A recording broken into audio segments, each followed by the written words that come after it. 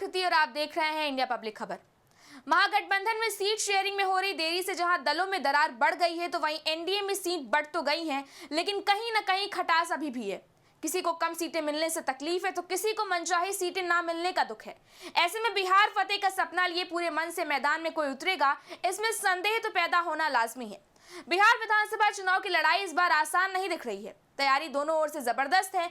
सीटों के बंटवारे को लेकर उम्मीदवारों के नाम घोषित करने में नीतीश कुमार के नेतृत्व वाले बिहार एनडीए ने बाजी तो मार ली, लेकिन कुछ सीटों को लेकर अभी भी खींचतान और नाराजगी बरकरार है। इधर महागठबंधन में सब कुछ जहां का तहां ही अटका पड़ा है। तनातनी इस हद तक पहुंच गई है कि घटक दलों ने सीट बंटवारे पर फैसले में देरी देख उम्मीदवारों की घोषणा भी शुरू कर दी है। आरजेडी में भी सिंबल बांटने और वापसी का लेन देन ही लगा हुआ है। कांग्रेस की नाराजगी तो ऐसी है कि उसने सभी 243 सीटों पर चुनाव लड़ने के लिए अपने उम्मीदवार उतारने के लिए नामों की स्क्रीनिंग शुरू कर दी है। यह स्थिति मंगलवार तक बनी रही थी। इस बीच आरजेडी और कांग्रेस के बीच बातचीत भी जारी रही थी। दोनों गठबंधनों में नामांकन शुरू होने के 6 दिन बाद तक जारी इस उठापटक से मतदाताओं को अपने प्रत्याशी के बारे में सोच विचार का शायद ही मौका मिले। आपको बताते चले कि बिहार में इस बार 2 चरणों में चुनाव होने हैं।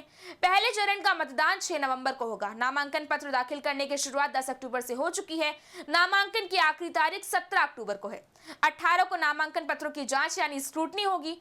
दोनों गठबंधनों में शामिल किसी भी पार्टी ने अभी तक अपने उम्मीदवारों की पूरी सूची जारी नहीं की है। हालांकि एनडीए में कुछ सीटों पर खींचतान कायम है, तो उधर महागठबंधन में अभी तक सीटों का बंटवारा ही नहीं हो पाया है। कांग्रेस ने तेजस्वी यादव के सीट शेयरिंग फॉर्मूले पर अभी तक अपनी रजामंदी नहीं दी है। गठबंधनों की पार्टियां छोड़ दें तो जनसुराज समेत कई अन्य छोटी छोटी पार्टियों ने उम्मीदवारों के नामांकन दाखिल करने शुरू भी कर दिए हैं। एनडीए में मोकामा से जेडीयू उम्मीदवार अनंत सिंह का नामांकन काफी चर्चित रहा। करीब 3000 लोग भव्य भोज भात के बाद उनके नामांकन में शामिल हुए। जेडीयू छोड़कर आरजेडी का हिस्सा बने डॉक्टर संजीव ने परबत्ता से पर्चा भरा। इस तरह दोनों गठबंधनों के कुछ गिने चुने उम्मीदवार ही मंगलवार तक नामांकन कर पाए हैं। वहीं गठबंधनों में शामिल पार्टियां पहले चरण को ध्यान में रखते हुए उम्मीदवारों को सिंबल दे रही हैं। अभी तक किसी भी दल ने अपनी पूर्ण सूची तक जारी नहीं की है। महागठबंधन में इसकी वजह सीटों पर अंतिम मोहर का ना लगना है, तो एनडीए में चिराग को मिली 29 की कुछ सीटों पर जेडीयू को आपत्ति है।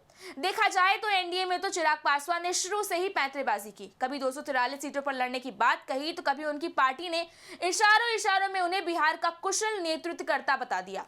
एनडीए में किसी नेता ने सीटों के लिए यदि हार्ड बार्गेनिंग की है, तो वो चिराग पासवान ही रहे हैं। पटना से लेकर दिल्ली तक उन्होंने भाजपा के नेताओं को खूब दौड़ाया है। खैर, कुल मिलाकर अगर देखें तो महागठबंधन में जहां सीट शेयरिंग में देरी से दरार बढ़ गई है, तो वहीं एनडीए में भी सीट बंटवारे के बाद अंदरूनी खींचतान अभी जारी है। कुछ नेता तो तिलमिलाहट में इस्तीफा भी देने लगे हैं। एनडीए समर्थकों में भी उत्साह का अभाव है। ऐसे में अब बिहार फतेह के इस मिशन में मतदाताओं का मन कैसा रहेगा, इस पर लगातार सवाल खड़े हो रहे हैं। इस बारे में आपकी क्या राय है, हमें कमेंट सेक्शन में जरूर बताएं। वीडियो को लाइक करें, शेयर करें, चैनल को सब्सक्राइब करें। शुक्रिया।